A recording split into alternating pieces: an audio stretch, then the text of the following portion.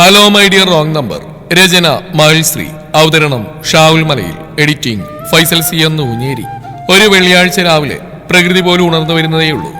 ആ നാട്ടുകാർക്ക് കോറുമഠം വെറുമൊരു തറവാട്ട് പേരല്ല, ആദരവോടെ മാത്രം ഓർക്കുന്ന ഒരു വലിയ ചരിത്രമാണ്. വർഷങ്ങളോളം അവിടുത്തെ സ്കൂളിൽ അധ്യാപകനായും ഹെഡ് മാസ്റ്ററായും സേവനമനുഷ്ഠിച്ച നാട്ടുകാരുടെ പ്രിയപ്പെട്ട ശങ്കർ സാറിന്റെ ഓർമ്മകൾ ഉറങ്ങുന്ന വീട്. എന്നാൽ ശങ്കർ സാറിന്റെ അപ്രതീക്ഷിത വിയോഗം ആ കുടുംബത്തെ ആകെ തളർത്തിക്കളഞ്ഞിരുന്നു. ആ പ്രതിസന്ധിയിലാണ് മൂത്തമായി രുദ്രദേവ് എന്ന ദേവൻ കുടുംബത്തിന്റെ നാഥനായി ചുമതലയേക്കുന്നത്. അമ്മ ദേവകി അമ്മയെയും തന്റെ രണ്ട് അനിയന്മാരെ അവൻ നെഞ്ചോട് ചേർത്ത് പിടിച്ചു. അച്ചടക്കത്തിന്റെയും കൃത്യനിഷ്ഠയുടെയും കാര്യത്തിൽ അച്ഛനേക്കാൾ ഒരുപടി മുകളിലായിരുന്നു ദേവൻ. മുഖത്ത് എപ്പോഴുമുള്ള ഗൗരവം കണ്ടാൽ ആർക്കൊരൽപ്പം ബഹുമാനവും പേടിയും തോന്നും. എങ്കിലും ആ ഗൗരവത്തിനു പിന്നിൽ അലിവുള്ള ഒരു ഹൃദയമുണ്ടെന്ന് നാട്ടുകാർക്കറിയാം. നാട്ടിലെ വലിയൊരു ബിസിനസ് സാമ്രാജ്യത്തിന്റെ അധിപൻ കൂടിയാണ് ദേവൻ. സ്വന്തമായി നടത്തുന്ന കോവൂർമഠം ട്രഡേഴ്സ് എന്ന വലിയ ഹോൾസെയിൽ ഹാർഡ്വെയർ ബിസിനസ്സും ലോറി സർവീസും ഒക്കെയായി എപ്പോഴും തിരക്കോട് തിരക്ക്. അന്നും പതിവ് പോലെ പുലർച്ചെ തന്നെ തന്റെ ബിസിനസ് തിരക്കുകളിലേക്ക് ഇറങ്ങാൻ തയ്യാറാക്കിയായിരുന്നു ദേവൻ. അതിരാവിലെ തന്നെ കോവൂർമഠത്തിന്റെ ഉമ്മറത്തുനിന്ന് ഒരു നീട്ടിവിളി കേട്ടു. ദേവകിയമ്മേ! ആളാരാണെന്ന് നോക്കി സമയം കളയാൻ ദേവന് തോന്നിയില്ല. കാരണം ആ വിളി കേട്ടപ്പോഴേ അവൻ ആളാരാണെന്ന് മനസ്സിലായി. മുഖത്ത് ദേഷ്യവും ഗൗരവവും വരുത്തി അവൻ ഉമ്മറത്തേക്ക് ഇറങ്ങിച്ചെന്നു. ദാ നിൽക്കുന്നു മുഖത്തൊരു 18 ക്യാരറ്റിന്റെ പഞ്ചാരച്ചിരിയുമായി നാട്ടിലെ പ്രശസ്ത കല്യാണ ബ്രോക്കർ ശശിധരൻ. എന്താണോ താൻ ഈ രാവിലെ തന്നെ? തന്നോട് ഞാൻ പലതവണ പറഞ്ഞിട്ടുള്ള ഇങ്ങോട്ടിങ്ങനെ എപ്പോഴും വരരുതെന്ന്. ദേവന്റെ ശബ്ദത്തിലെ ഗാംഭീര്യത കേട്ടതേ ശശിയുടെ ഉള്ളൊന്ന് കിടുങ്ങി. അത് കുഞ്ഞെ, നീ എന്നോട് ചൂടാവില്ലേ? ഞാൻ ചുമ്മാവൊന്നല്ല, ദേവകിയമ്മ രാവിലെ വിളിച്ചിട്ട് വന്നതാ. ശശിധരൻ പേടിയോടെ പരിങ്ങി വിയർപ്പൊപ്പി. അപ്പോഴേക്കകത്തുനിന്ന് കാലിനൽപ്പം വയ്യാത്ത ദേവകിയമ്മ പതിയെ ഉമ്മറത്തേക്ക് നടന്നു വന്നു. എന്താടാ ദേവ രാവിലെ തന്നെ? ഇനി അവന്റെ മേലാണോ നിന്റെ ദേഷ്യം തീർക്കുന്നത്? ഞാൻ പറഞ്ഞിട്ടാ അവനിങ്ങോട്ട് വന്ന്. ദേവകിയമ്മ മൂത്ത മകനെ കണ്ണുരുട്ടി കാണിച്ചു പറഞ്ഞു. എന്നിട്ട് ബ്രോക്കറുടെ നേരെ തിരിഞ്ഞു. ഇത്തവണ നല്ല പെൺകുട്ടികളുടെ ഫോട്ടോകൾ വല്ലതും ഉണ്ടോ ശശി? പിന്നില്ലാതെ, നല്ല ഒന്നാന്തര ആലോചനകളാ, ഒന്നിനൊന്നും മെച്ചം. ശശി ആവേശത്തോടെ തോളിലെ ബാഗ് തുറക്കാൻ ആഞ്ഞു. ശശിയങ്ങളെ, എനിക്ക് പറ്റിയ കുട്ടി വല്ലതും ഉണ്ടോ ആ കൂട്ടത്തില്? പെട്ടെന്നാണ് ആ കുസൃതി നിറഞ്ഞ ശബ്ദത്തോട് ഉയർന്ന്. നോക്കുമ്പോ ദാ നിൽക്കുന്നു സ്കൂൾ യൂണിഫോമിൽ ബാഗും തൂക്കി ഇളയവൻ യദുകൃഷ്ണൻ എന്ന യദു. ദാ നിനക്ക് സ്കൂളിൽ പോകണ്ടേ? ദേവന്റെ കണ്ണൊന്നുരുണ്ടതും യദുവിന്റെ സകല ധൈര്യവും ചോർന്നു. പാവം സിപ്പ് ലോക്കായി പോയി. ദാ ഞാൻ ഇറങ്ങി വലിയേട്ടാ. പക്ഷെ ഒരു രഹസ്യം പറയാം, കുഞ്ഞേട്ട് ദൂരെ എഴുന്നേറ്റില്ല കേട്ടോ. അത്രയും വിളിച്ചു പറഞ്ഞ് ജ്യേഷ്ഠന്റെ കയ്യിൽ നിന്ന് രക്ഷപ്പെടാനായി യദു ഗേറ്റിന് പുറത്തേക്ക് ഒരൊറ്റ ഓട്ടമായിരുന്നു. അമ്മേ, ഇന്നും ആരും വിളിച്ചോണത്തില്ലേ? ദേവൻ ദേഷ്യത്തോടെ ചോദിച്ചുകൊണ്ട് രണ്ടാമത്തെ ഇനി രുദ്രദേവ് എന്ന ഭദ്രന്റെ മുറിയിലേക്ക് നടന്നു. ദേവൻ പോകുന്നു നോക്കി ദേവകിയമ്മ ഉമ്മറത്തെ തിണ്ണയിലിരുന്നു. നീ കയറിയിരിക്കും ശശി, അവനിനി ഇങ്ങോട്ട് വരാൻ കുറച്ച് സമയം എടുക്കും. ഭദ്രന് ഇനി ആ കൃഷ്ണൻ തന്നെ തൊള. എന്റെ ദേവകിയമ്മേ, മോൻ എന്തൊരു ദേഷ്യ! ഞാൻ തന്നെ പേടിച്ചിട്ട് ഓരോ തവണ ഈ ഗേറ്റ് കടന്ന് വരുന്നത്. നെറ്റിയിലെ വിറപ്പൊടിച്ച് ശശി പറഞ്ഞു. അവൻ എന്റെ ജയേട്ടന്റെ അതേ സ്വഭാവ, കണിശതയുടെ കാര്യത്തിൽ ഒരു വിട്ടുവീഴ്ചയും ചെയ്യില്ല. ദേവകിയമ്മ പഴയ ഓർമ്മകളിലേക്ക് പോയതും അവരുടെ കണ്ണുകൾ ഈറനണിഞ്ഞു. അതേസമയം അകത്ത് ഭദ്രന്റെ മുറിയിൽ ഡാ എന്ന് വിളി കേട്ട് ഭദ്രൻ. അമ്മ, ഞാൻ കുറച്ച് കഴിഞ്ഞിട്ട് എഴുന്നേക്കാം, ഇന്ന് കോളേജില്ലല്ലോ. കണ്ണുകൾ പോലും തുറക്കാതെ ഉറക്കച്ചറവിൽ തലവഴി പുതപ്പ് മൂടി ഭദ്രൻ മറുപടി പറഞ്ഞു. പാവം അറിഞ്ഞില്ല മുന്നിൽ നിൽക്കുന്ന അമ്മയല്ല, സാക്ഷാൽ യമദേവനാണെന്ന്. കുറച്ച് സമയം കഴിഞ്ഞിട്ട് അമ്മയിന്ന് ചെയ്യാറുള്ള ഫാൻ ഓഫ് ചെയ്യുന്ന പണിയിന്ന് ചെയ്യാത്തതുകൊണ്ട് ഭദ്രൻ ചെറിയൊരു സംശയം തോന്നി. അവൻ പതിയെ പുതപ്പ് മാറ്റി നോക്കി. അതാ മുന്നിൽ നിൽക്കുന്നു തന്നെ ദഹിപ്പിക്കുന്ന കണ്ണുകളോടെ ഏട്ടൻ. ഭദ്രൻ ഞെട്ടിപ്പടഞ്ഞ് എഴുന്നേൽക്കാൻ ശ്രമിച്ചതേയുള്ളൂ. ഭദ്രന്റെ കാല് തനിയെ ഉയർന്നു കഴിഞ്ഞിരുന്നു. ബെഡിൽ നിന്ന് താഴേക്ക് മലക്കം മറിഞ്ഞ് ഭദ്രൻ നിലത്തേക്ക് വീണു. അയ്യോ അമ്മേ, എന്നെ നാടുകൊടിഞ്ഞേ! ഭദ്രന്റെ നിലവിളി വീടാകെ മുഴങ്ങി. ഒമ്മർത്തിരുന്ന ശശിധരൻ പേടിച്ച് ചാടി എഴുന്നേറ്റു. പക്ഷെ ദേവകിയമ്മ വളരെ കൂളായി പറഞ്ഞു. അതൊന്നുമില്ല ശശി, നീ ഇരിക്ക്, ഇവിടെ ചില ദിവസങ്ങൾ ഇത് പതിവാ. ഭദ്രന് ഇപ്പൊ എഞ്ചിനീയറിംഗ് 2ാം വർഷത്തിലാ. അവൻ കൃത്യമായിട്ട് ക്ലാസ്സിൽ കയറുന്നില്ലെന്ന് പറഞ്ഞ് കോളേജിലെ സാറ് കഴിഞ്ഞ ദിവസം ദേവനെ വിളിച്ചിട്ടുണ്ടായിരുന്നു. ജയേട്ടന്റെ പഴയൊരു സ്റ്റുഡൻ്റായി ഇപ്പോൾ ഭദ്രന്റെ അധ്യാപകൻ.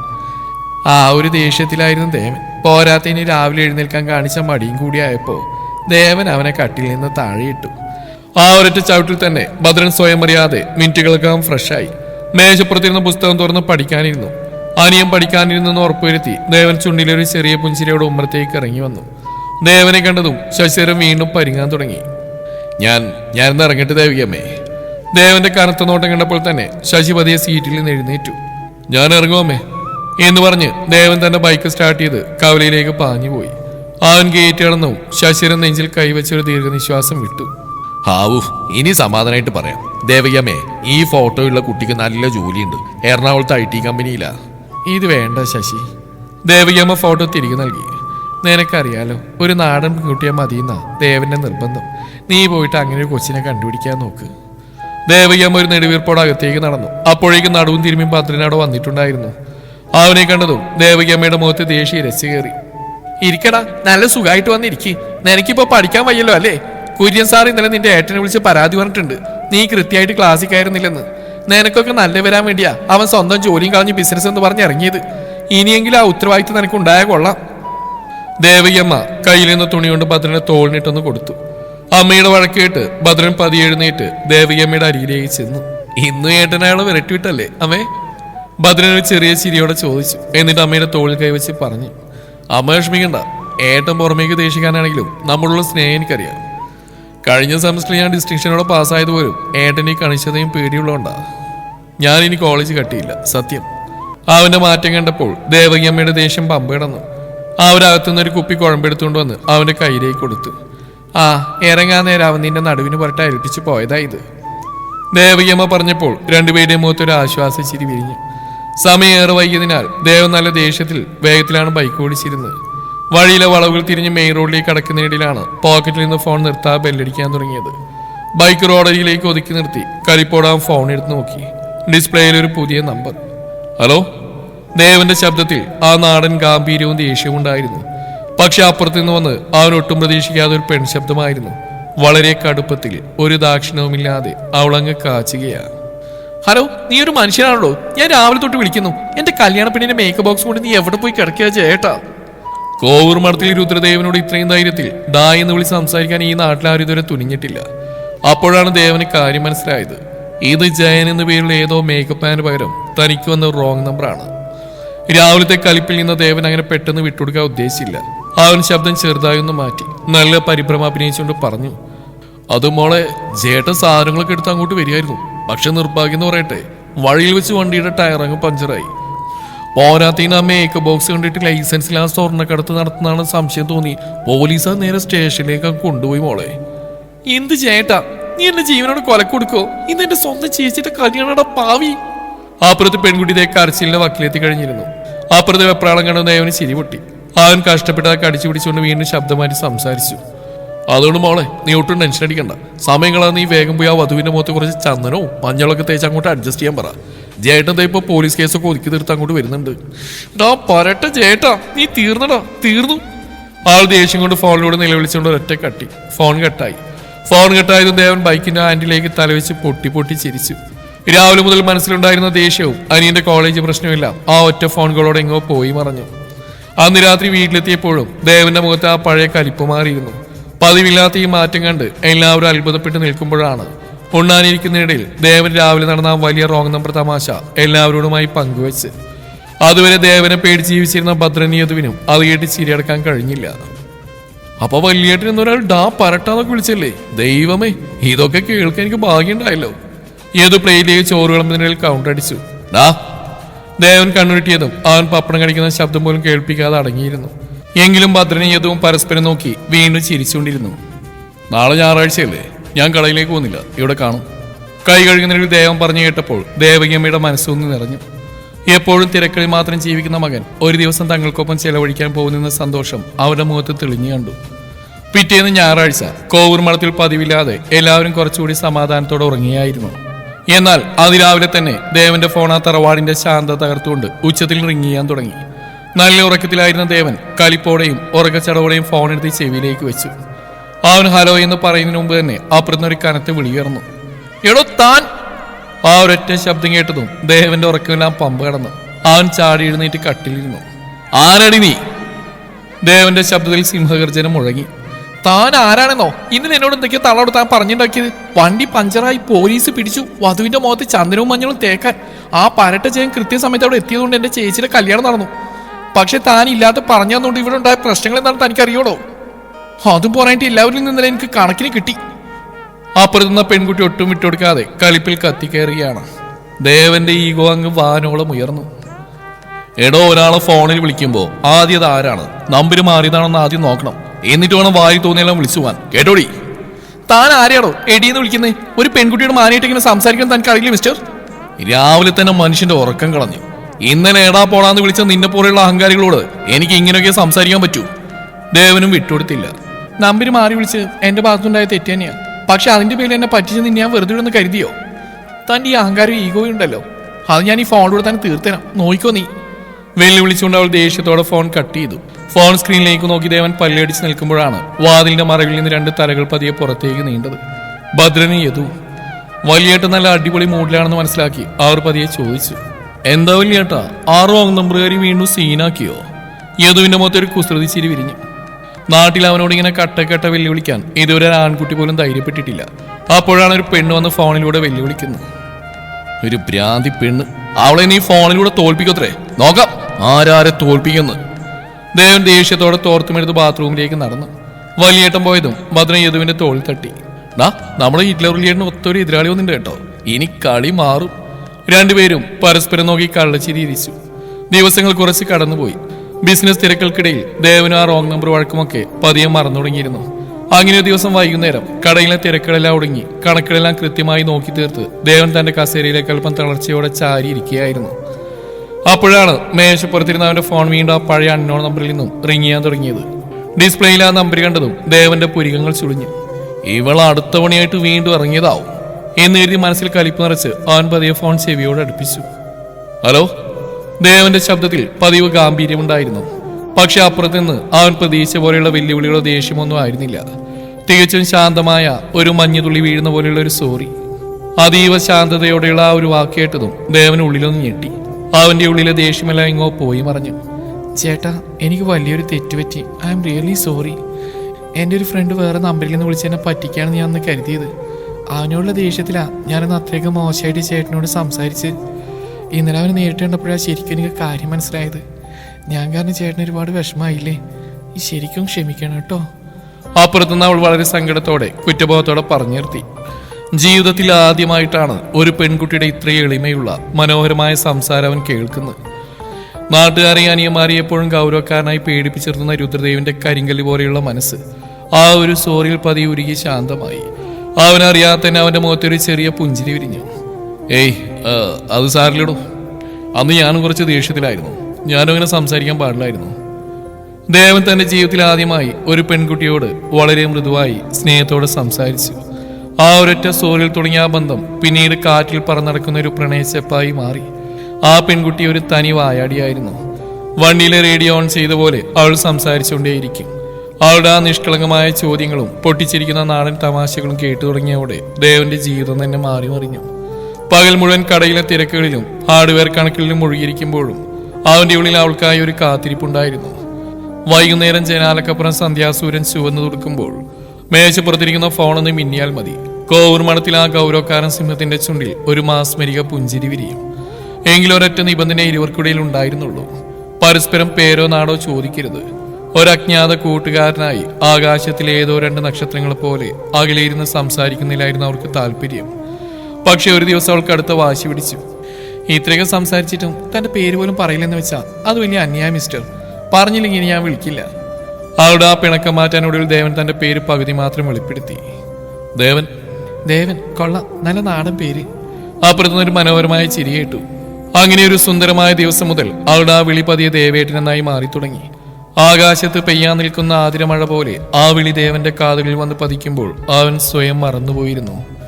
ഒരു ദിവസം വൈകുന്നേരം ഉമ്മറത്തെ തൂണിൽ ചാരിയുന്ന ഫോണിലേക്ക് നോക്കി നാണം കലർന്നൊരു പുഞ്ചിരിയോടെ നിൽക്കുന്ന വലിയേട്ടനെ ഇളവൻ യദു അത് കൃത്യമായി പൊക്കി. കലിപ്പം വലിയേട്ടൻ തനിയെന്ന് ചിരിക്കുന്നുണ്ടതും യദു പേടിച്ച് 2 സ്റ്റെപ്പ് പിന്നോട്ട് വെച്ചു. അവൻ പതി അടുക്കളയിലേക്ക് പാഞ്ഞു ചെന്നു. അവിടെ ഭദ്രൻ ചായ കുടിക്കായിരുന്നു. അമ്മ ദോശ ഇടുന്നു. അമ്മേ, കുഞ്ഞേട്ടാ, വലിയൊരു ബ്രേക്കിംഗ് ന്യൂസ്. നമ്മുടെ കോർമടത്തിന്റെ ചരിത്രത്തിൽ ഇന്നുവരെ നമ്മൾ കാണാത്തൊരു സംഭവത്തെ ഉമ്മർത്ത് അരങ്ങേറുന്നു. യദു കിതച്ചുകൊണ്ട് പറഞ്ഞു. എന്താടാ രാവിലെ തന്നെ? അവൻ വല്ലവരെയും ചവിട്ടി താഴെ ഇട്ടോ? അമ്മയുടെ ചോദ്യം കേട്ട് ഭദ്രൻ തന്റെ ചായക്കപ്പ് താഴെ വെച്ചു. അതൊന്നുമില്ല, നമ്മുടെ ഹിറ്റ്ലർ വലിയേട്ടേ ദാ ആ തൂണിൽ ചാരിന്ന് മൊബൈലിലേക്ക് നോക്കി ഇളിച്ചു കാണിക്കുന്നു. ആ മുഖത്ത് ഐശ്വര്യം കണ്ടാലറിയാം അതൊരു പ്രണയഭാവാണെന്നാ എനിക്ക് തോന്നുന്നത്. വലിയേട്ടൻ ആരുടെയോ വലയിൽ കുടുങ്ങിയിട്ടുണ്ട്. ഏത് കൈകൾ വീശി ആംഗ്യം കാണിച്ച് തള്ളിമറിച്ചു. പോടാ അവിടുന്ന്, നിനക്ക് തോന്നിയതാവും. ഭദ്രൻ വിശ്വസിക്കാതെ പറഞ്ഞു. സത്യയുടെ കുഞ്ഞേട്ടാ. അമ്മേ, നമ്മുടെ വീട്ടിലേക്ക് ഉടനെ നാത്തുവരും കേട്ടോ. ഏത് ദോശപാത്രത്തിൽ നിന്നൊരു കഷ്ണം ഒടിച്ചെടുത്ത് വായിലിട്ടു. മക്കളുടെ സംസാരം കേട്ടതും ദേവികമ്മയുടെ കയ്യിൽ നിന്ന തവി തനിയെ താഴെ പോയി. അവരുടെ മനസ്സിൽ സന്തോഷത്തേക്കാൾ വല്ലാത്തൊരു ആശങ്കയാണ് ഉണ്ടായത്. എന്റെ ദേവനോ, അവൻ ഒരിക്കലും അങ്ങനെ ചെയ്യില്ല. പക്ഷെ ഇനി ആരോ ആ കുട്ടി? വേഗം തന്നെ ആ ശശി ഒന്നുകൂടി വിളിക്കണം. ദേവകിയമ്മ ഒരു നെടുവീർപ്പോടെ ചിന്താകുഴപ്പത്തിലായി. പിറ്റേന്ന് രാവിലെ കിളികളുടെ കൊഞ്ചലുകൾക്കൊപ്പം ദേവന്റെ ഫോണും പതിവ് പോലെ ഒരു സംഗീതം പോലെ ഉണർന്നു. നോക്കുമ്പോൾ അവളുടെ കോള് തന്നെയാണ്. പുഞ്ചിരിയോടെ അവൻ ഫോൺ എടുത്തു. പക്ഷെ അപ്പുറത്ത് വന്ന ചോദ്യം കേട്ട് അവൻ ശരിക്കും ഞെട്ടിത്തരിച്ചു പോയി. ഹലോ ദേവേട്ട, ഈ നാട്ടിലെ വലിയ ഹോൾസെയിൽ ബിസിനസ്സുകാരനും കോവർമണ്ഡൽ ട്രേഡേഴ്സിന്റെ ഉടമയായുള്ള മിസ്റ്റർ രുദ്രദേവ് എന്ന കലിപ്പൻ ചെറുപ്പക്കാരൻ താങ്കൾ തന്നെയാണോ? അത് കേട്ടതും ദേവൻ ഇരുന്നിരുന്ന കസേരയിൽ നിന്ന് അറിയാതെ എഴുന്നേറ്റ് പോയി. ഒപ്പം അവന്റെ ഹൃദയമിടിപ്പും കൂടി. ഏയ് എടോ, താനിതേനെ കണ്ടുപിടിച്ചു? ആരാ തനിക്ക് വിവരങ്ങളൊക്കെ തന്ന്? ദേവൻ ചുറ്റും നോക്കിക്കൊണ്ട് പരിഭ്രമത്തോടെ ചോദിച്ചു. അതൊക്കെ ഞാൻ കണ്ടുപിടിച്ചു മോനെ ദേവേട്ട. എന്റെ കയ്യിലെ വലിയൊരു CID ഗ്രൂപ്പ് തന്നെയുണ്ട്. ആൾ കുസൃതിയോടെ പൊട്ടി പൊട്ടി ചിരിച്ചു. ഇനിയിപ്പോൾ നമ്മൾ തമ്മിൽ വിളിച്ചിട്ട് കാര്യമില്ല. അതുകൊണ്ട് നമുക്ക് ഉടനെ തന്നെ ഒന്ന് മീറ്റ് ചെയ്യണ്ടേ? ഞാൻ വലിയൊരു തീരുമാനം എടുത്തിട്ടുണ്ട്. അത് പക്ഷെ ഇപ്പൊ പറയില്ല, അതൊരു കട്ട സസ്പെൻസാ. എടോ, താൻ എൻ്റെ എല്ലാ വിവരവും കണ്ടുപിടിച്ചില്ലേ? എന്നിട്ടും തന്റെ പേരെങ്കിലും എനിക്കൊന്ന് പറഞ്ഞു തന്നൂടെ? ദേവന്റെ ശബ്ദത്തിൽ ആദ്യമായി ഒരു കൊച്ചുകുട്ടിയുടെ പരിഭവം നിറഞ്ഞു. പക്ഷെ അവൾ വളരെ തന്ത്രപൂർവ്വം ആ പേര് പറയാതെ വിഷയം മാറ്റി. ആ മനോഹരമായ സംസാരത്തിനിടയിൽ ദേവൻ തന്റെ ജീവിതത്തിലെ പല രഹസ്യങ്ങളും അവളോട് തുറന്നു പറഞ്ഞു. താൻ മാർക്കറ്റിംഗിൽ MBA കഴിഞ്ഞതാണെന്നും നിയമപഠനം പൂർത്തിയാക്കിയ ഒരു വക്കീലാണെന്നുമെല്ലാം അവൻ അവളോട് പങ്കുവച്ചു. അപ്പൊ ദേവേട്ട, ഇത്രയ്ക്ക് യോഗ്യത ഉണ്ടായിട്ട് എന്തേ ഇതുവരെ കല്യാണം കഴിക്കാഞ്ഞ്? സത്യം പറ, എങ്ങനത്തെ പെൺകുട്ടിയാ നമ്മുടെ ദേവേട്ടിന് ഇഷ്ടം? അവൾ അതീവ കൗതുകത്തോടെ ചോദിച്ചു. ദേവൻ ജനാലയിലൂടെ പുറത്തെ പ്രകൃതിയിലേക്ക് നോക്കി ശാന്തമായി പറഞ്ഞു. എനിക്ക് ഈ ആഡംബരങ്ങൾ മാത്രം കാണിക്കുന്ന മോഡേൺ പെൺകുട്ടികളെ അത്രയ്ക്ക് താല്പര്യമില്ലടൂ. തനി നാട്ടിൻപുറത്തുകാരിയായ നല്ലൊരു മനസ്സിനുടമയായിട്ടുള്ള ഒരു കുട്ടിയായിരിക്കണം എൻ്റെ കൂടെ വരേണ്ടത്. എൻ്റെ അമ്മയെ സ്വന്തം അമ്മയെപ്പോലെയും എൻ്റെ അനിയന്മാരെ സ്വന്തം സഹോദരങ്ങളെപ്പോലെയും കണ്ട് നന്നായി നോക്കുന്ന ഒരാൾ. അങ്ങനെ ഒരാളെയാ ഞാൻ തിരയുന്നത്. ദേവന്റെ ആ വാക്കുകൾ കേട്ടപ്പോൾ അപ്പുറത്ത് വരിഞ്ഞു മുറുകിയൊരു നിശബ്ദത പടർന്നു. ആളൊന്ന് മോളുക മാത്രം ചെയ്തു. ആ വലിയ നാട്ടുപ്രമാണിയുടെയും ബിസിനസ്സുകാരൻ്റെയും ഉള്ളിലെ ശുദ്ധമായ ആഗ്രഹങ്ങൾ കേട്ടപ്പോൾ ആളുടെ ഉള്ളിലെ എന്തോ ഒരു പുതിയ അനുഭൂതി, ഒരു മാസ്മരിക പ്രണയം നിറയുകയായിരുന്നു. എല്ലാം കേട്ടു ദേവേട്ട. കള്ളത്തരങ്ങളില്ലാത്ത തന്നെ പോലെ ഒരാളെ കെട്ടാൻ പോകുന്ന ആ പെൺകുട്ടി ശരിക്കും ഭാഗ്യവതിയായിരിക്കും.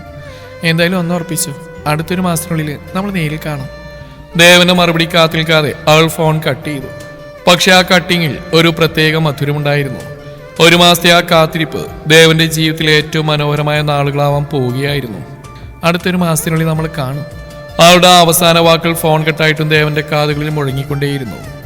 വല്ലാത്തൊരു ചിന്തയോടെ അവൻ ഉമ്മറത്തേക്ക് നടന്നു വരുമ്പോൾ അവിടെ ദേവയ്യമ്മ എന്തോ വലിയ ആലോചനയിലായി ഇരിപ്പുണ്ടായിരുന്നു. അവരുടെ മുഖത്ത് വല്ലാത്തൊരു സങ്കടം നേളിച്ചിരുന്നു. എന്താമേ, എന്ത് ഈ അതിരാവിലെ ഒരു ആലോചന? ദേവൻ അവരുടെ അരികിലിരുന്ന് പതുക്കെ ചോദിച്ചു. അല്ലട ദേവ, നിന്റെ കല്യാണക്കാരി ഓർത്തിട്ടാ. പ്രായം ഒത്തിരി ആയില്ലടാ മോനെ. എനിക്കാണെങ്കിൽ പഴയതുപോലെ വയ്യ. ശരീരമൊക്കെ ആകെ തളർന്നു വരുന്നു. അമ്മയുടെ കണ്ണുകൾ പെട്ടെന്ന് നിറഞ്ഞുളുമ്പി. അമ്മയുടെ ആ കണ്ണീര് കണ്ടപ്പോൾ ദേവന്റെ ഉള്ളൊന്ന് പിടഞ്ഞു. അവൻ അവരുടെ കൈകൾ ചേർത്ത് പിടിച്ചു. അമ്മയെ ഞാൻ കല്യാണം കഴിക്കില്ലെന്ന് പറഞ്ഞില്ലല്ലോ. എനിക്ക് നമ്മുടെ കുടുംബത്തെ ജീവനെ പോലെ സ്നേഹിക്കുന്ന തനി നാട്ടിൻപുറത്തുകാരെ ഒരു പെൺകുട്ടിയെ മതി. അങ്ങനെ ഒരുത്തിയെ കണ്ടുമുട്ടിയ അമ്മ പറഞ്ഞ നാളെ തന്നെ ഞാൻ അവിടെ കഴുത്തിൽ താലിയിട്ടാ റെഡിയാ. ദേവൻ ഇത് പറയുമ്പോൾ അടുക്കള വാതിക്കൽ ഒളിച്ചിരുന്നതെല്ലാം കേൾക്കിയായിരുന്ന ഭദ്രനും യദുവും കള്ളച്ചിരിയോടെ പരസ്പരം നോക്കി ആംഗ്യം കാണിച്ചു. മകന്റെ വാക്കുകൾ കേട്ടതും ദേവകിയമ്മയുടെ മനസ്സിൽ വലിയൊരു ആശ്വാസവും മുഖത്തൊരു പുഞ്ചിരിയും വിരിഞ്ഞു. പക്ഷേ ദിവസങ്ങൾ വളരെ വേഗത്തിൽ കടന്നുപോയിട്ടും അവളുടെ കോളുകളൊന്നും തന്നെ വന്നില്ല. വിളിച്ചാൽ ഫോൺ സ്വിച്ച് ഓഫ്. ദിവസവും ഫോണിലേക്ക് നോക്കിയിരിക്കുന്ന ദേവന് അവളില്ലാത്ത ഓരോ നിമിഷവും വല്ലാത്തൊരു ശൂന്യതയായി തോന്നി തുടങ്ങി. ആ വായാടി പെണ്ണ് തന്റെ മനസ്സിൽ എത്രത്തോളം വേരോടിയിട്ടുണ്ടെന്ന് അവൻ തിരിച്ചറിയുകയായിരുന്നു. അങ്ങനെ എനിക്കൊരു ദിവസം രാവിലെ ശാന്തത തകർത്തുകൊണ്ട് ശശി ബ്രോക്കറുടെ പഴയ സ്കൂട്ടർ വലിയൊരു ശബ്ദത്തോടെ കോർമടത്തിന്റെ മുറ്റത്തേക്ക് ഓടിച്ച് കയറി. വണ്ടി നിർത്തിയപാടെ ശശി ഉച്ചത്തിൽ വിളിച്ചു പറഞ്ഞു. ദേവികമ്മേ, ഓടി വന്നേ. നമ്മൾ ദേവൻ പറഞ്ഞ പോലെയുള്ള ഒരു ഒന്നാന്തരം നാടൻ ആലോചന ഒത്തുവന്നിട്ടുണ്ട്. ഉമ്മറത്തിരുന്ന ദേവൻ പതിവ് പോലെ ഒരു ഗൗരവത്തിൽ നോക്കിയപ്പോൾ ശശിധരൻ ആവേശത്തോടെ കാര്യം വിവരിച്ചു. തനി തറവാട്ട് നായര് കുടുംബം, അമ്മയും അച്ഛനും പിന്നെ അവരുടെ ഒരേ ഒരു മകളോടങ്ങുന്ന ചെറിയ കുടുംബം. കുട്ടി നിന്നെ പോലെ തന്നെ MBA കഴിഞ്ഞ, പക്ഷെ തനി നാടൻ ശീലങ്ങളാ, നാടൻ പെണ്ണാ. ആ ഒരു കുട്ടിയുടെ ഫോട്ടോ വന്നിട്ടില്ല. ചെക്കൻ നേരിട്ട് കാണാൻ ചെല്ലുമ്പോൾ കണ്ടാൽ മതി എന്നാ കുട്ടിയുടെ അച്ഛൻ പറഞ്ഞിരിക്കുന്നത്. മനസ്സിൽ ഇപ്പോഴും ആ റോങ് നമ്പരുകാരിയും ഓർമ്മകളും ശബ്ദവും മാത്രമുള്ളതുകൊണ്ട് മറ്റൊരു പെണ്ണിനെ കാണാൻ പോകാൻ ദേവന്റെ മനസ്സോട്ട് അനുവദിച്ചില്ല. അവനൊരു അക്ഷരം പോലും മിണ്ടാതെ കസേരയിൽ നിന്ന് എഴുന്നേറ്റ് തന്റെ റൂമിലേക്ക് പോയി.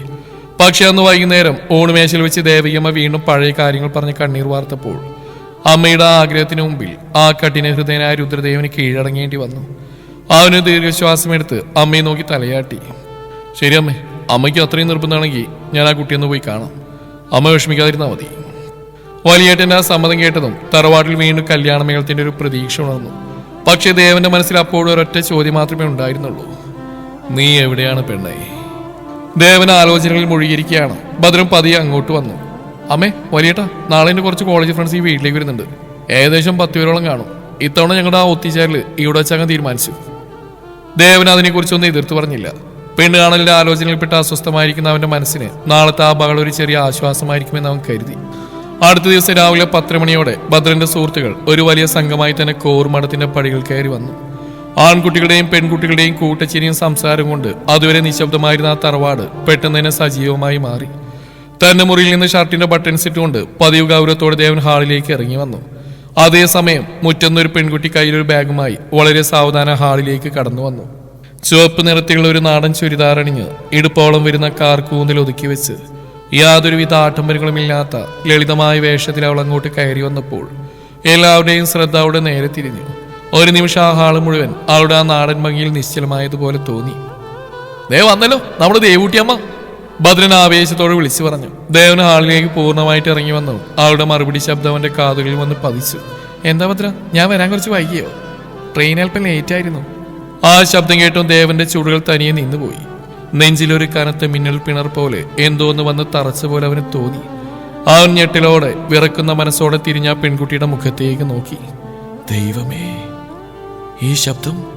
താൻ ഫോണിലൂടെ കഴിഞ്ഞ കുറെ നാളുകളായി കേൾക്കാൻ കുതിച്ച, തന്റെ ഉറക്കം കെടുത്തിയ, തന്നെ ദേവേട്ട എന്ന് വിളിച്ച അതേ ശബ്ദം.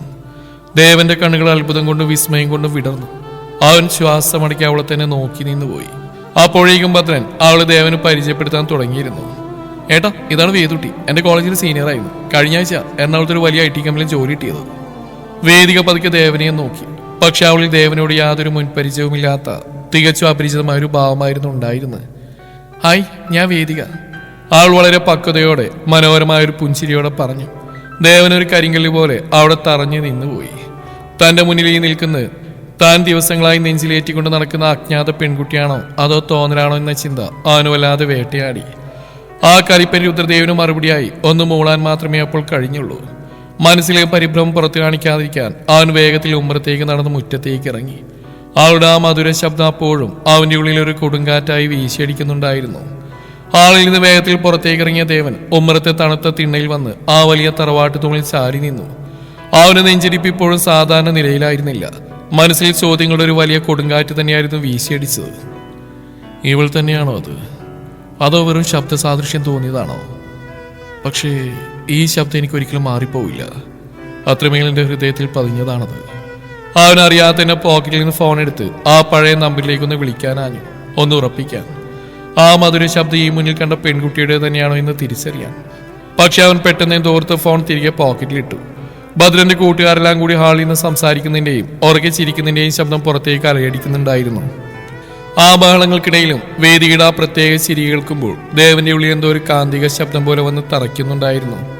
ഹൃദയത്തിന്റെ ഏതോ ഒരു കോണിൽ ഒരു അദൃശ്യ കമ്പനം. അപ്പോഴാണ് ദേവകിയമ്മ അടുക്കളയിൽ നിന്ന് ആവി പറക്കുന്ന തുമ്പപ്പൂച്ചായും നാടൻ പലഹാരങ്ങളുമായി ഹാളിലേക്ക് വന്നത്. അമ്മയെ കണ്ടതും കുട്ടികളെല്ലാം വലിയ സ്നേഹത്തോടെ അവരെ വളഞ്ഞു. ഭദ്രൻ ഓരോരുത്തരെയായി വലിയ അഭിമാനത്തോടെ അമ്മയ്ക്ക് പരിചയപ്പെടുത്തി കൊടുത്തു. കുറച്ചു സമയം കഴിഞ്ഞപ്പോൾ നാട്ടുമ്പുറത്ത് ആ വലിപ്പമുള്ള തറവാടിന്റെ പച്ചപ്പും ഭംഗിയും ആസ്വദിക്കാൻ കുട്ടികളെല്ലാം കൂടി വീടിന്റെ തൊട്ടടുത്തുള്ള കുളക്കരയിലേക്ക് നടക്കാൻ തീരുമാനിച്ചു. ഭദ്രനും യദുവും അവർക്ക് വഴികാട്ടിയായി മുന്നിൽ നടന്നു. ഹാളിൽ നിന്ന് എല്ലാവരുടെയും പദചലനങ്ങൾ അകന്നു പോയതോടെ ആ വലിയ വീട് പെട്ടെന്ന് ശാന്തമായി. എല്ലാവരും പുറത്തേക്ക് പോയി കഴിഞ്ഞു നേരത്തി ദേവൻ തിരികെ ഹാളിലേക്ക് കയറി വന്നപ്പോഴാണ് അവൻ ആ കാഴ്ച കണ്ടത്. തന്റെ ബാഗിൽ നിന്ന് എന്തോ പരിഭ്രമത്തോടെ തിരയുന്ന വേദിക. അവൾ മാത്രം അവർക്കൊപ്പം കുളക്കരയിലേക്ക് പോയിരുന്നില്ല. പക്ഷേ ദേവന്റെ കണ്ണുകൾ മാത്രം ആ വീടിന്റെ അകത്തളങ്ങളിലേക്ക്, ആ പെൺകുട്ടി കടന്നു വരുന്ന വഴിയിലേക്ക് നീളുകയായിരുന്നു. അവന്റെ ഹൃദയം ഒരു തബല പോലെ പടപടാമിടിക്കാൻ തുടങ്ങി. നെഞ്ചിരിപ്പ് അതിന്റെ ക്രമാതീതമായ അവസ്ഥയിലേക്ക് വർദ്ധിച്ചുകൊണ്ടിരുന്നു. പെട്ടെന്ന് ഹരിനാരായണ സാറ് അടുക്കളയുടെ ഭാഗത്തേക്ക് നോക്കി വിളിച്ചു പറഞ്ഞു, വേദൂട്ടി, ചായ എടുക്കുമോളെ. വേദൂട്ടി ആ പേരിയേട്ടും ദേവൻ ഇരുന്നിരുന്ന സോഫയിൽ നിന്നൊന്ന് ഞെട്ടിവിറച്ചു. അവൻ ശ്വാസം അടക്കി പിടിച്ചുകൊണ്ട് വിരലുകൾ കൂട്ടിച്ചേർത്ത് പിടിച്ചു. തന്റെ ജീവിത പങ്കാളിയാകാൻ പോകുന്ന പെൺകുട്ടി ആരാണെന്നറിയാനുള്ള യാതൊരു ആകാംക്ഷയും ദേവന്റെ മുഖത്തുണ്ടായിരുന്നില്ല. അവന്റെ ഉള്ളിൽ അപ്പോൾ ഒരു വലിയ കടലിരമ്പുകയായിരുന്നു. ആ അന്യോൺ നമ്പുകാരി തന്നോട് കാണിച്ച ചതിയോർത്ത് അവന്റെ കൈവെള്ളകൾ ദേഷ്യം കൊണ്ട് വിഷമം കൊണ്ട് ചെറുതായി വിയർത്തു. അവളോടുള്ള കടുത്ത ദേഷ്യം മനസ്സിൽ കടിച്ചമർത്തിയാണ് അവൻ അവിടെ ഇരുന്ന്. അകത്തു നിന്നും അതാ ആ പട്ടുപുടവുകളുടെ തിളക്കം ആദ്യം കണ്ടു. നീലയും കസമുള്ള കേരള സാരി ഉടുത്ത് മുടിയിലൊരു തുണ്ട് തുളസിയിലയും ചൂടി കയ്യിൽ ചായക്കപ്പുകളുള്ള ട്രേയുമായി ആ പെൺകുട്ടി ഹാളിലേക്ക് നടന്നു വന്നു. അവൾ പതുക്കെ തല ഉയർത്തി നോക്കിയതും ദേവൻ സോഫയിൽ നിന്നറിയാതെ പകുതി എഴുന്നേറ്റുപോയി. അവൻ ശരിക്കും ഞെട്ടിത്തരിച്ചു. വേദിക? അതെ, ഭദ്രന്റെ കോളേജ് സുഹൃത്തായി തന്റെ വീട്ടിൽ വന്ന അതേ വേദിക. ആളുടെ മുഖത്ത് പക്ഷേ അന്നത്തേക്കാൾ വലിയൊരു കള്ളച്ചിരി ഉണ്ടായിരുന്നു. ദേവന്റെ ഈ വലിയ ഞെട്ടൽ കണ്ടിട്ടും യാതൊരു ഭാവവ്യത്യാസവുമില്ലാതെ അവൾ ദേവിയമ്മക്കും പിന്നീട് ബാക്കിയുള്ളവർക്കും ചായ നൽകി. ഒടുവിൽ അവൾ ദേവന്റെ മുന്നിലെത്തിയപ്പോൾ ആ ട്രേ അവന്റെ നേരെ നീട്ടി ഒരു മനോഹരമായ പുഞ്ചിരിയോടെ നോക്കി. പക്ഷേ ദേവന്റെ കാതുകളിൽ അപ്പോഴും മുഴങ്ങിയിരുന്നത് ആ അന്നോൺ നമ്പുകാരിയുടെ ശബ്ദമായിരുന്നു. വേദികയ്ക്ക് വേദികയുടേതായ സാധാരണ ശബ്ദമേ ഉണ്ടായിരുന്നുള്ളൂ. ആ അന്നോൺ നമ്പുകാരിയുടെ മാസ്മരിക ശബ്ദം വേദികയുടേതല്ലെന്ന് ദേവന് പൂർണ്ണമായി ഉറപ്പായി. മനസ്സിൽ കടുത്ത നിരാശ തോന്നിയെങ്കിലും അച്ഛന്റെ സുഹൃത്തിന്റെ മകൾ വേദികയാണെന്നറിഞ്ഞോടെ അച്ഛന്റെ ആഗ്രഹത്തിനായി ഈ ബന്ധത്തിൽ വഴങ്ങിയല്ലാതെ ദേവന് മറ്റു വഴികളിലായിരുന്നു. അവൻ മനസ്സോടെ ആ ചായക്കപ്പ് കയ്യിലേക്ക് എടുത്തു. ഹരിനാരായണ സാറ് ചിരിച്ചുകൊണ്ട് പറഞ്ഞു, ജയന്റെ മോനാവുമ്പോ എനിക്ക് ഫോട്ടോ പോലും നോക്കാനുണ്ടായിരുന്നില്ല ദേവ. പക്ഷെ ഇവൾക്കൊരൊറ്റ വാശിയായിരുന്നു, ചെറുക്കൻ നേരിട്ട് വന്ന് കാണണമെന്ന്. ദേവികമ്മ വലിയ സന്തോഷത്തോടെ വേദിക അരികിലേക്ക് ചേർത്ത് പിടിച്ചു. ഭദ്രനീയതും മുറ്റത്തുനിന്ന് ജനലിലൂടെ ഇത് കണ്ട് പരസ്പരം കൈകൊടുത്ത് ചിരിക്കുന്നുണ്ടായിരുന്നു. കാരണം വേദികയെ തന്നെയാണ് ഏട്ടൻ കാണാൻ വരുന്നതെന്ന് ഭദ്രന് നേരത്തെ അറിയാമായിരുന്നു. എല്ലാവരും സംസാരിക്കുന്നിടയിൽ ഹരിനാരായണൻ സാറ് ദേവനോടും വേദികയോടും പറഞ്ഞു, നിങ്ങൾ രണ്ടുപേരും കൂടി മുറ്റത്തോട്ടിറങ്ങി സംസാരിച്ചോളൂ. ദേവൻ തന്റെ ഉള്ളിലെ ദേഷ്യവും സങ്കടവും മറച്ചുവെച്ച് ഗൗരവം നടിക്കാൻ ശ്രമിച്ചുകൊണ്ട് മുന്നോട്ട് നടന്നു. വീടിന്റെ ഒരു വശത്തുള്ള വലിയ മാവിൻ ചുവട്ടിലേക്ക് എത്തിയതും ദേവൻ പെട്ടെന്ന് തിരിഞ്ഞെന്ന് ചോദിച്ചു, വേദിക താനെന്നെ വട്ടാക്കിയായിരുന്നല്ലേ? ഭദ്രന്റെ കൂടെ വീട്ടിൽ വന്നപ്പോഴും അത്രയും സംസാരിച്ചിട്ട് ഈ ആലോചന തന്റേതാണെന്ന കാര്യം താൻ എന്നോട് മറച്ചു വെച്ചല്ലോ. വേദിക ആ മാവിൻ കൊമ്പിൽ പിടിച്ച് കുസൃതിയോടെ ചിരിച്ചു. അയ്യോ, തുടക്കത്തിൽ എനിക്കും അറിയില്ലായിരുന്നു ദേവേട്ട. പക്ഷെ വീട്ടിൽ വന്ന് സംസാരിച്ചു കഴിഞ്ഞപ്പോഴാണ് ഭദ്രന്റെ വലിയേട്ടൻ തന്നെയാ അച്ഛൻ പറഞ്ഞ ആ രുദ്രദേവെന്ന് എനിക്ക് മനസ്സിലായത്. തന്നെ പോലെ ഒരു കലിപ്പിനെ ഞെട്ടിക്കാൻ ഈ ഒരു സസ്പെൻസ് വേണമെന്ന് എനിക്കും ഭദ്രനും തോന്നി. അതുകൊണ്ടാ പറയാതിരുന്നത്. എന്താ, എന്നെ ഇഷ്ടപ്പെട്ടില്ലേ? ആൾ കണ്ണി ചിമ്മി ചോദിച്ചു. ദേവൻ മറുപടിയൊന്നും പറഞ്ഞില്ല. അവന്റെ ചുണ്ടിൽ ഒരു കപട പുഞ്ചിരി വിരിഞ്ഞെങ്കിലും അവന്റെ മനസ്സ് അപ്പോഴും പൂർണ്ണമായും ആ അന്നോൺ നമ്പുകാരിൽ തന്നെയായിരുന്നു. ആളോട് തോന്നിയ കടുത്ത ദേഷ്യവും പ്രതികാര ബുദ്ധിയും കൊണ്ടാണ് അവൻ ഈ കല്യാണത്തിന് പൂർണ്ണമായും സമ്മതം മൂളിയത്. അധികം വൈകാതെ തന്നെ കോറുമണം തറവാട് കാത്തിരുന്ന ആ സുദിനം വന്നെത്തി. പുലർച്ചെ പ്രകാശത്തിന്റെ പൊൻകിരണങ്ങൾ ഭൂമിയിലേക്ക് വീണു തുടങ്ങിയ ആ സുന്ദരമായ പുലരുളിയിൽ ഭഗവാൻ ഗുരുവായൂരപ്പന്റെ അമ്പലനട സാക്ഷിയായി ഭക്തജനങ്ങളുടെ ഉച്ചത്തിലുള്ള നാമജപങ്ങൾക്കും നാദസ്വരത്തിന്റെ മംഗളധ്വനികൾക്കും നടുവിൽ കണ്ണന്റെ ശ്രീകോവിലിന് മുമ്പിൽ വെച്ച് ദേവനാ ധന്യമുഹൂർത്തത്തിന് തുടക്കം കുറിച്ചു. മനസ്സിൽ ആ അന്നോൺ നമ്പുകാരിയുടെ ഓർമ്മകൾ ഒരു കനലായി അവശേഷിക്കുന്നുണ്ടായിരുന്നുവെങ്കിലും തന്റെ അച്ഛന്റെയും അമ്മയുടെയും ആഗ്രഹത്തിനായി വിധി കാത്തുവെച്ച തന്റെ വധുവിന്റെ കഴുത്തിലേക്ക് അവൻ തന്റെ പേരുള്ള താലിച്ചരട് ചേർത്ത് പിടിച്ചു. ഭക്തിയും പ്രണയവും നിറഞ്ഞ ആ നിമിഷത്തിൽ വേദികയുടെ കഴുത്തിൽ അവർ ആ മംഗല്യ സൂത്രം ചാർത്തുമ്പോൾ അവരുടെ മിഴികൾ സന്തോഷം കൊണ്ടും ധന്യത കൊണ്ടും തിളങ്ങുന്നുണ്ടായിരുന്നു. അടുത്ത നിമിഷം ഭഗവാന്റെ പ്രസാദമായ തുളസിമാലകൾ അവർ പരസ്പരം അണിയിച്ചു. അതിനുശേഷം ദേവൻ തന്റെ വിരലുകളാൽ വേദികയുടെ നെറ്റിത്തളത്തിൽ ആ സീമന്തരേഖയിൽ കുങ്കുമം ചാർത്തി. അവളുടെ സീമന്തരേഖ ചുവന്ന ആ സുന്ദര നിമിഷം കണ്ടതും താഴെ താലപ്പൊലിയുമായി നിന്നിരുന്ന ഭദ്രനീയതും ആവേശം അടക്കാനാവാതെ കൈകളടിച്ച് സന്തോഷം പ്രകടിപ്പിച്ചു. വശത്തു നിന്നിരുന്ന ഹരിനാരായണ സാറിന്റെയും ഭാര്യ വിമലയുടെയും ഒപ്പം ദേവകി അമ്മയുടെയും കണ്ണുകളിൽ നിന്ന് ആനന്ദ കണ്ണീർ പൊഴിയുന്നുണ്ടായിരുന്നു. എന്റെ ചേട്ടത് കാണാൻ ജീവനോടെ ഉണ്ടായിരുന്നെങ്കിൽ. ദേവകി അമ്മ ഒരു നിമിഷം ആകാശത്തേക്ക് നോക്കി കൈകൂപ്പിയെന്ന് ഓർത്തുപോയി. ചടങ്ങുകളെല്ലാം ഭംഗിയായി കഴിഞ്ഞ് കോവുർമണം തറവാട്ടിലേക്ക് വധുവായി വലതുകാല വെച്ച് വേദിക കയറിയതോടെ ആ വലിയ വീട് പൂർണ്ണമായി മാറി. ദീപം കയ്യിലേന്തി തറവാടിന്റെ പൂമുഖത്തേക്ക് കയറി വന്ന വേദികയുടെ നാടൻ ശീലങ്ങളും എളിമയും വളരെ പെട്ടെന്നാണ് ആ വീട്ടിലെല്ലാവരുടെയും പ്രിയങ്കരിയായി അവളെ മാറ്റിയത്. പക്ഷേ ഈ സന്തോഷങ്ങൾക്കിടയിലും ദേവന്റെ മനസ്സ് ശാന്തമായിരുന്നില്ല. വേദികയുടെ മാന്യമായി പെരുമാറിയെങ്കിലും അവന്റെ ഉള്ളിൽ ഏതോ ഒരു കോണിൽ ആ വായാടി പെണ്ണിന്റെ ശബ്ദം ഇപ്പോഴും ഒരു വിങ്ങലായി അവശേഷിക്കുന്നുണ്ടായിരുന്നു. തന്നെ ഒരു വാക്ക് പോലും പറയാതെ പറ്റിച്ച് കടന്നു കളഞ്ഞ ആ റോങ് നമ്പുകാരിയെ അവന് പൂർണ്ണമായി മറക്കാൻ കഴിഞ്ഞിരുന്നില്ല. കല്യാണ തിരക്കുകളെല്ലാം കഴിഞ്ഞ് രാത്രി വേദിക തന്റെ വസ്ത്രങ്ങൾ മാറാനും ആഭരണങ്ങളെല്ലാം അഴിച്ചു വെക്കാനുമായി ദേവന്റെ മുറിയിലേക്ക് പോയി. കണ്ണാടിയുടെ മുന്നിൽ നിന്ന് അവൾ ഓരോ ആഭരണങ്ങളായി മാറ്റുമ്പോഴാണ് മേശപ്പുറത്തിരുന്ന് അവളുടെ ഫോൺ റിങ് ചെയ്തത്. അവൾ വേഗം വന്ന് ആ കോൾ അറ്റൻഡ് ചെയ്തു. ആളിൽ ദേവനും ബാക്കിയുള്ളവരുണ്ടെന്ന ധാരണയിൽ അവൾ ഫോണിലൂടെ കടുത്ത ദേഷ്യത്തിൽ സംസാരിക്കാൻ തുടങ്ങി. എടോ ജേട്ടോ, താൻ എവിടെയാണ്? എന്ത് ചേട്ടന്റെ കല്യാണത്തിന് വരാത്ത? ഇത്രയും വലിയൊരു കാര്യം നടന്നിട്ട് നീ വരാതിരിക്കാൻ മാത്രം താനൊരു മനുഷ്യനാണോ? വേദിക തന്റെ പ്രിയപ്പെട്ട കൂട്ടുകാരൻ ജയേഷിനോട് ഫോണിലൂടെ വിളിച്ച് സംസാരിച്ച് തിരിഞ്ഞതും വേദികയുടെ ശ്വാസം അവിടെ തന്നെ നിലച്ചുപോയി. അതാ തൊട്ടു പിന്നിൽ വാതിലടച്ച് അതിൽ ചാരി ഇരു കൈയും കെട്ടി അവളെ തന്നെ നോക്കി നിൽക്കുന്നു സാക്ഷാൽ രുദ്രദേവ്.